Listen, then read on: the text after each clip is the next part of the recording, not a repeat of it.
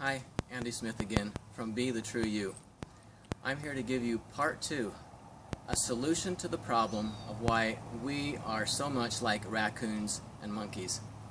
You remember that raccoons and monkeys, they like the shiny stuff, so they stick their hand down in the hole to grab the shiny stuff, they make a fist to hold on to it, and now they can't get away because the nails or the hole's too small. And raccoons and monkeys are pretty smart animals, but they won't let go. So they stay stuck. Now we don't have to get too graphic about it, but we know that if they don't let go and they stay stuck, it doesn't end well for the raccoon or the monkey. Well, we're pretty smart animals too, but we don't let go either. So we keep a hold of what we've got and we stay stuck, and it doesn't end well for us either. So here's a technique that you can use to help let go so that you can get your hand out of that trap. It's called completing the conversation.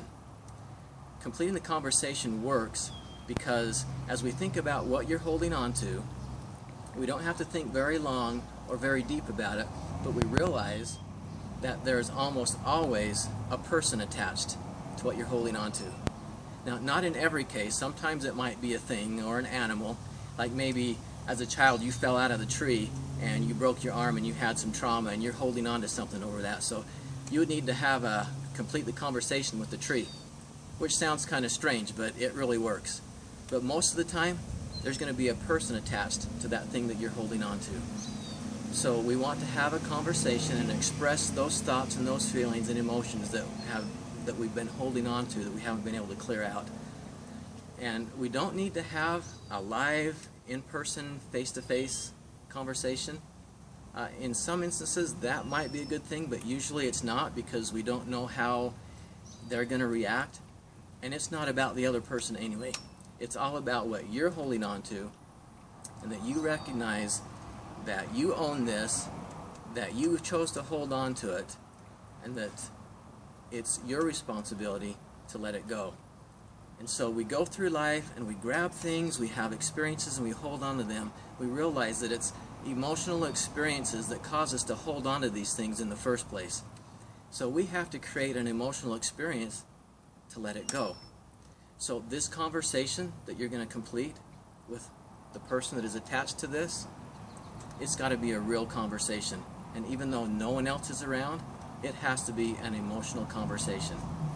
We have to think and feel and express all these things that are inside us to release that. And if anger comes up, that should be okay, because there's no one else around for that to spill onto. It comes out, goes out, and it is gone. And if tears come up, that's good. That helps release it. And if apologies are in order, that's all good. It's not going to be about pointing at that person again and complaining and condemning and criticizing. Remember, it's not about them. It's all about you holding on to this. And you're going to express what this has done, how it has affected your life, and how it is your intent now to let it go and not hold on anymore. Many, many people have had great experiences using this technique. So I recommend you give it a try and let us know how that turns out. I will just recommend that you try that and wish you a great day. And this time, I'm totally serious. Go, release, and feel how awesome it is to get free from that trap.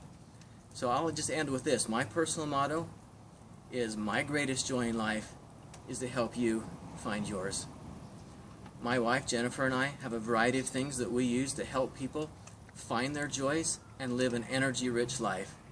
So if you have questions about this technique or anything else, or if there's anything that we can help you with, you can find us at Be the True You. That's the letter U, BeTheTrueYou.com.